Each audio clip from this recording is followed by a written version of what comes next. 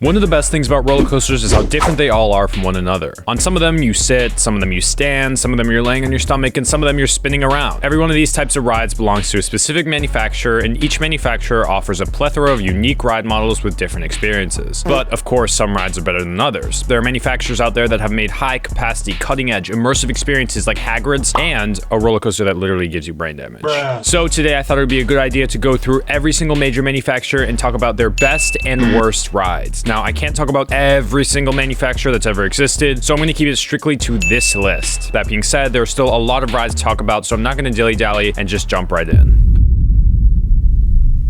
Okay, starting with a major one, we have B&M. B&M's best ride is pretty obvious. It's Fury 325. This is their biggest and most ambitious ride they've ever built and ranks pretty highly in most people's all-time list. Just the drop alone is deserving enough to be put in contention. B&M drops are always good, but this one looks like it lasts forever. And the high-speed turns and ejector-filled bunny hops only make this ride better. I haven't actually been on this one, but I'm pretty confident that this is the best because, I mean, just look at it. This is a beautiful piece of machinery. But for what I've personally been on, I'd have to say Mako. This is just the perfect B&M hyper. Every airtime moment hits so hard, and the ride is still glossy smooth close to 10 years after it opened. It also has a really cool setting next to the water, which doesn't hurt. Now, for the worst B&M, that was a little tougher. B&M is just one of the few manufacturers that doesn't really have any bad rides. Like, there's some mid ones and some kind of boring ones, but they're mostly harmless. But there is one model that does actually suck, and that's the OG stand-ups. Why would you ever want to stand on a roller coaster? That's actually got to be one of the worst ideas someone has ever had in the history of human existence, up there with Pop-Up Battle. Raid Shadow Legends. So for the worst, you can just pick any of them. They actually all suck. For me, it's going to be Green Lantern and Great Adventure because that thing is huge and just pounds your nuts the entire ride. Now, the other letter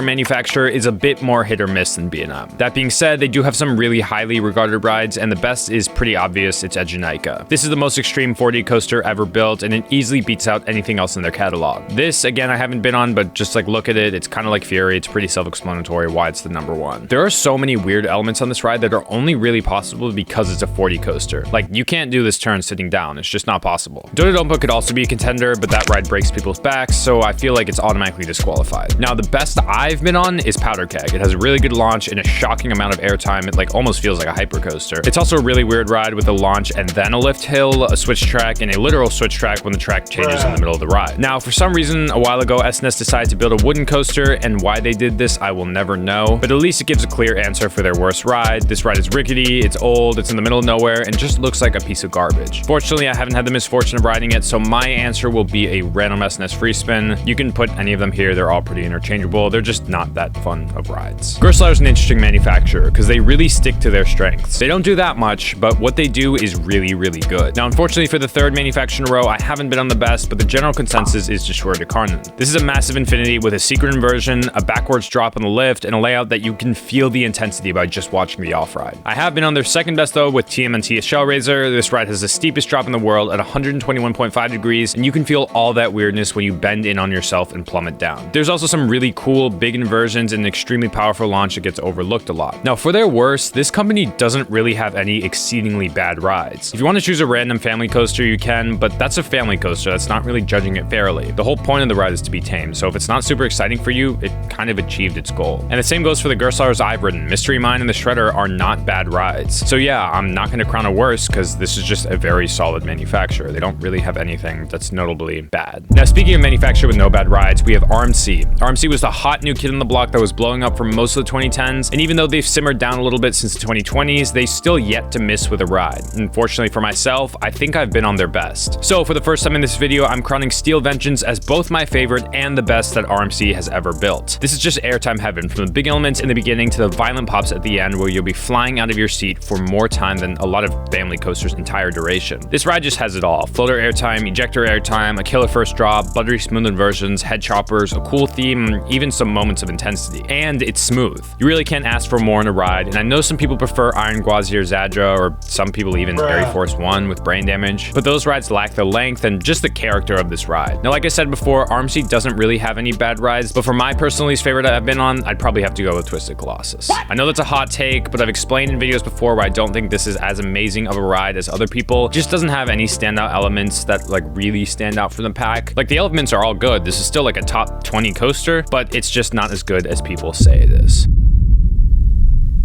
Okay, Vekoma definitely has bad rides, going from one of the best manufacturers to previously one of the worst. And I say previously because they've been making a comeback, and within that comeback lies their best ride. Now for this one, I'm not actually 100% sure because I haven't been on any of them. It could be Phoenix, it could be Fly, it could even be Abyssus. I don't really know. What I do know is the worst, and that one I have been on, so I can confidently say it's the Vekoma Boomerangs. Now, some say that's the SLCs, and I'd have to disagree. The SLCs are bad, and they clang your head, but they do have some interesting elements. And there's some SLCs with new gen trains that don't rattle, which a lot of people said are actually decent rides. And I think that alone kind of proves that the layout of the SLCs do have something of value. The Boomerangs have absolutely nothing. Not only are they short and rough, but they also rack up such long lines because of their low capacity, and they honestly kind of look a little ugly. Also, this layout is just stupid. It's the two most common inversions on any coasters placed just back to back, and you have to do them twice. There's nothing interesting or creative here at all. And the worst part is they're everywhere. They're cheap and don't take a lot of room, so parks spam these for years, and now they just pop up in like every lineup. These rides actually suck and are probably the worst rides I'm going to talk about today, so they were an easy pick for Vekoma's worst. The one and only wooden manufacturer I'll be talking about on this list is GCI. GCI is a bit of a weird one. See, a lot of the rides are pretty similar, so there isn't a huge jump in quality in the layouts per se between the best and the worst. It's more about the roughness and presentation, and with that, I'm actually going to start with the worst being Wildcat. Now, I know this is a defunct, and I kind of didn't want to do defunct rides, but this one I'm going to make an exception for because of what I said before. If I wasn't including Wildcat, they really wouldn't have that bad of a ride, but speaking from personal experience, Wildcat is that ride. This thing actually sucked. I remember when I got off of it, it literally gave me a headache. I get that it was the first GCI and it was pretty old in the back of the park, but like Lightning Racer was not that painful, and that's not that new either. Even Comet, which is 50 years older, was so much smoother. Add that roughness to a layout that's straight up poorly designed with so much pacing issues, and you get a very, very bad ride. Now, their best is also pretty clear cut with Night Valley in China. This is a massive ride that just takes what GCI does best and super scales it. It does all the quick transitions and airtime pops you'd hope for and expect for, and it's all done in this hillside setting. There's also a station flyby and a couple of tunnels scattered throughout, which just add a little bit more. Now, the pacing does look like it takes a little bit of a hit towards the end, but the elements do get smaller, so I don't think that it would really affect the ride experience too much. It just looks like a really good looking ride, and I doubt any Mystic Timbers or Gold Rusher really comes close to it.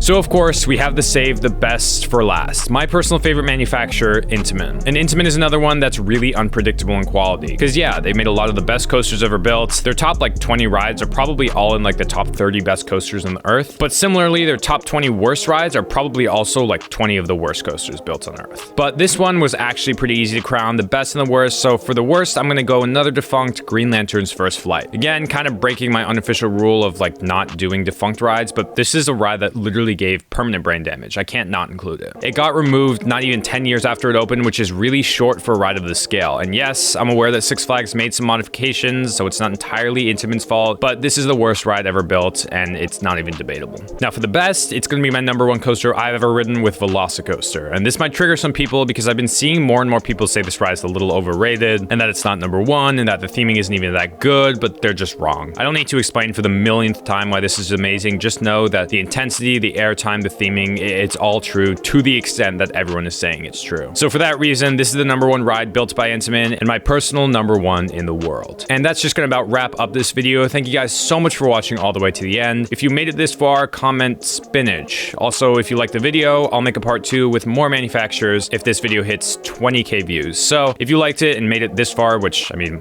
if you're hearing this, you probably did enjoy it, then make sure you share the video and like it to boost it in the algorithm. Anyways, thank you guys so much for watching all the way to the end, and I will see you next time.